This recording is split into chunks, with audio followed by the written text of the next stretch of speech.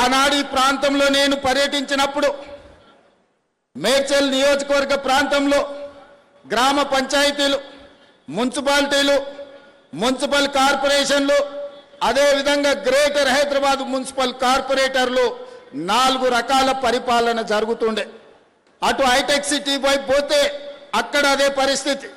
ఇటువైపు ఉప్పల్ వైపు వచ్చినా, మేడ్చల్ వైపు వచ్చినా, కుత్బుల్లాపూర్ వైపు అయినా ఎక్కడ చూసినా కూడా 4 రకాలుగా పరిపాలన జరుగుతుండే.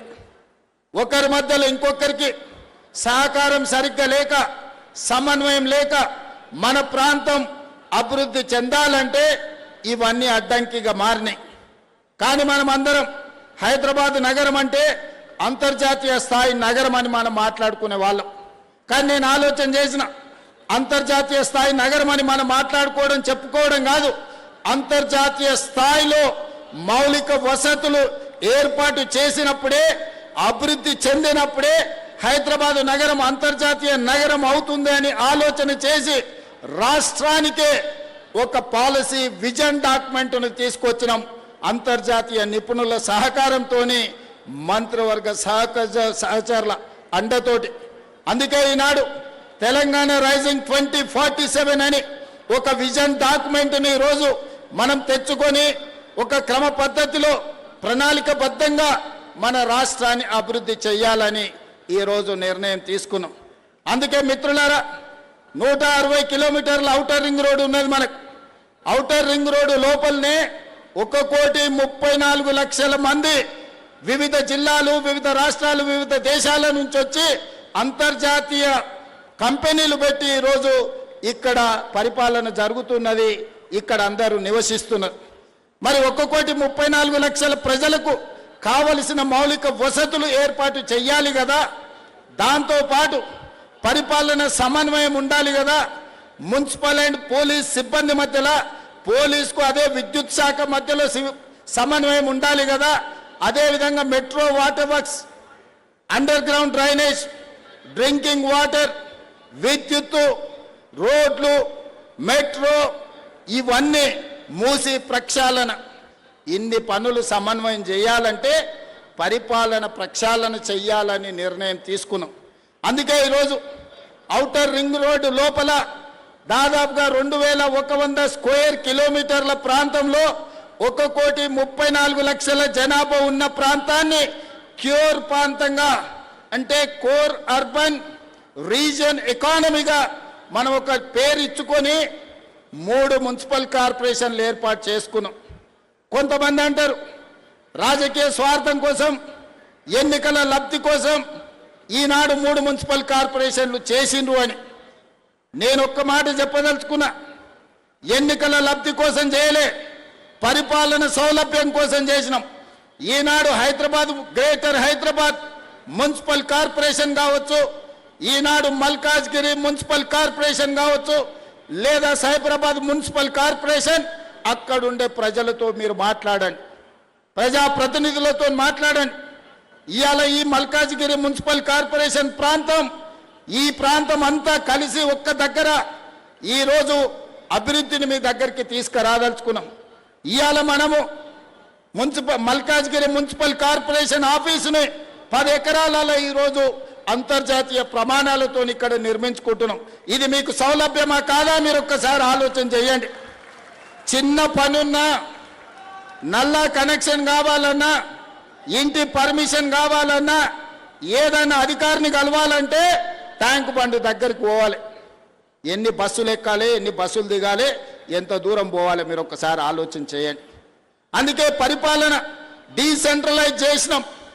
అదేవిధంగా పోలీసులకు కూడా ఈరోజు పోలీసు, అదేవిధంగా మున్సిపల్లో కోటర్మినస్ సరిగ్గా ఒక మున్సిపల్ కమిషనర్కి ఎంత పరిధి ఉందో మల్కాజ్గిరి పోలీస్ కమిషనరేట్ కూడా సేమ్ ఒకే రకమైన పరిధి చేసినాం.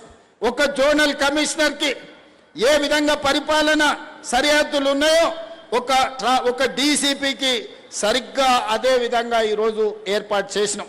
అన్ని శాఖల సమన్వయం కోసము ఈనాడు ప్రక్షాళన చేసి 3 కమిషనరేట్లు చేసి ఇవాళ మల్కాజ్గిరి మున్సిపల్ కమిషనరేట్కు దాదాపుగా ఈ బిల్డింగే కాదు అదనంగా 1600 కోట్ల రూపాయలతోటి ఈరోజు పనుల ప్రారంభోత్సవ కార్యక్రమం చేసుకున్నాం. నేను ఇవన్నీ ఎందుకు మిత్రుల ద్వారా ఈరోజు ప్రస్తావిస్తున్నంటే, ఆనాడు మీరు ఎంపీగా గెలిపిస్తే మీరు ఆశించిన అభివృద్ధి ఆనాడు నేను చేయలేకపోయినా, ఈనాడు మీ ఆశీర్వాదంతో తెలంగాణ రాష్ట్రానికి నేను ముఖ్యమంత్రి అయినా రాజకీయాలకు అతీతంగా ఈ వేదిక మీద ఉన్న మిత్రులకు చెప్పదలుచుకున్నా, ఈ ప్రాంత అభివృద్ధి కోసం ఎన్ని నిధులు కావాలన్నా, ఎన్ని అనుమతులు కావాలన్నా ఇచ్చే బాధ్యత నాది.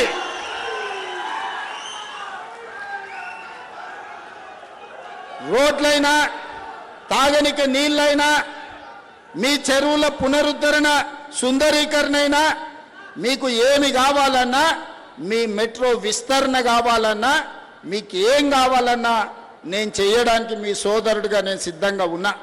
కాబట్టి మల్కాజ్గిరి మున్సిపల్ కార్పొరేషన్ పరిధిలో ఉన్న వివిధ రాజకీయ పార్టీల ప్రజాప్రతినిధులకు ఎన్నికలు వచ్చినప్పుడే ఎన్నికల గురించి మాట్లాడదాం, ఇప్పుడు అభివృద్ధి చేసుకుందాం, సహకరించడానికి నేను సిద్ధంగా ఉన్నా.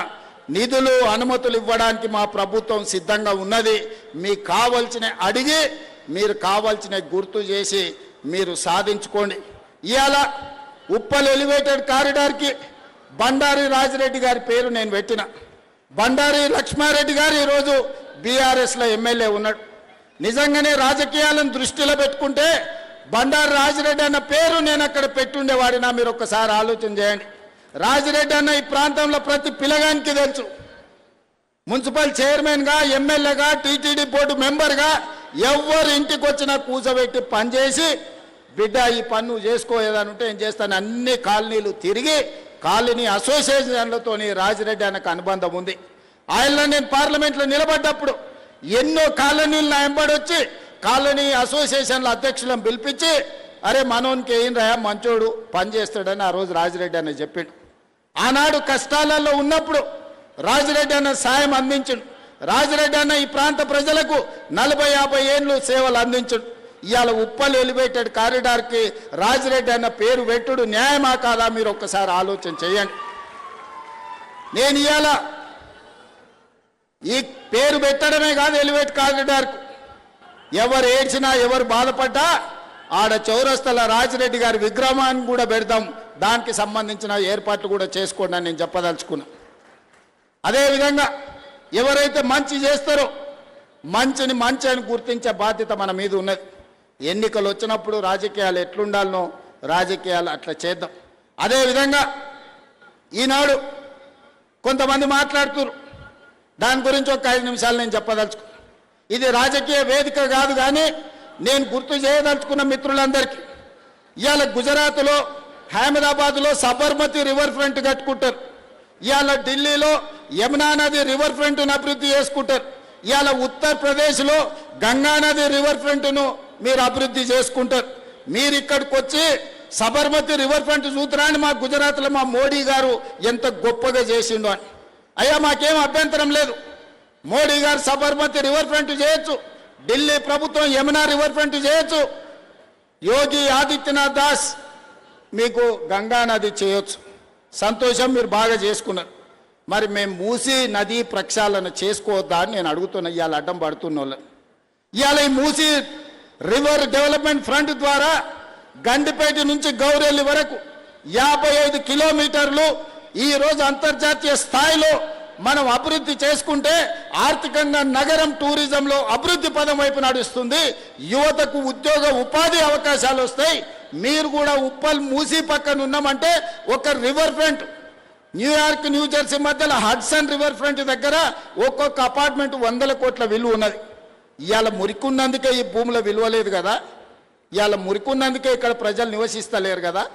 ఇవాళ ఈ మురికి నల్గొండ జిల్లా ప్రజలకు ఈరోజు కాలుష్యమై కాటేస్తుంటే నల్గొండ ప్రజల పట్ల కనికరం చూపించాల్సిన బాధ్యత ఈ ప్రభుత్వానికి లేదా?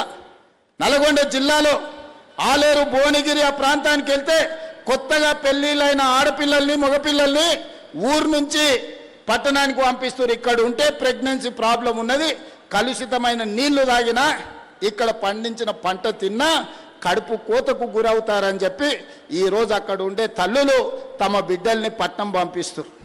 అంత దుర్భరమైన పరిస్థితి.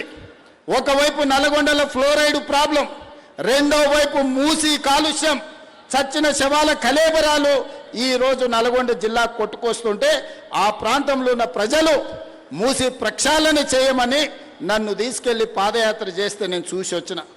నేను ఇవాళ మిత్రులారా, మనం ఎందుకు మూసీ నది ప్రక్షాళన చేసుకోవద్దు? మూసీ నది ఒడ్డున ఉన్న పేదలకు ఏవైనా ఇల్లు పోతే ఇల్లు ఇద్దాం, ఉపాధి పోతే ఉపాధి కల్పిద్దాం, ఉద్యోగ అవకాశాలు కల్పిద్దాం, అవకాశం ఉన్న దగ్గర అభివృద్ధి చేద్దాం, వాళ్ళను వాళ్ళ పిల్లల్ని మంచి స్కూళ్ళల్లో చదువులు చెప్పిద్దామని నేనంటే లేదు, మేము అడ్డం పడతారంటారు. ఇవాళ కేంద్ర మంత్రిగా ఉన్న పెద్ద మనిషి ఇవాళ పెద్ద పెద్ద మాటలు మాట్లాడుతున్నావు. నువ్వు మూసీ నదికి అనుమతులు తెస్తావా తేవా? నువ్వు ఇక్కడ పార్లమెంట్ సభ్యుడు కదా అని నేను అడుగుతున్నా. అదేవిధంగా ఒకనాడు ఢిల్లీ తర్వాత మెట్రో మనది 2వ స్థానంలో ఉండే, ఇవాళ 9వ స్థానానికి పడిపోయినాం. కారణాలు ఏవైనా ఉండని, అడ్డుపడ్డోళ్ళు ఎవరు, కాళ్ళలో కట్టెలు పెట్టింది ఎవరు, నేను మాట్లాడదలుచుకోలే. ఇవాళ మనకు తెలివి వచ్చింది, ఇవాళ మనం మెట్రోని విస్తరించుకోవాలనుకున్నాం. ఇవాళ నాగోల్ జంక్షన్ నుంచి బరాబర్ ఎల్బీ నగర్ నుంచి ఓఎస్ హాస్పిటల్, ఆ నుంచి చాంద్రాయణ గుట్ట, ఆ నుంచి రాజేంద్ర నగర్, డైరెక్ట్గా అంతర్జాతీయ ఎయిర్పోర్ట్కు ఈ నాగోల్ నుంచి ఈరోజు మెట్రో విస్తరణ చేయాలని నేను ప్రతిపాదనలు పంపించిన. నేను ఇక్కడున్న మిత్రులను అడుగుతున్నా, నాగోల్ నుంచి అంతర్జాతీయ ఎయిర్పోర్ట్కు మెట్రో కావాలన్నా వద్దా? మీరు ఒక్కసారి ఆలోచన చేయండి.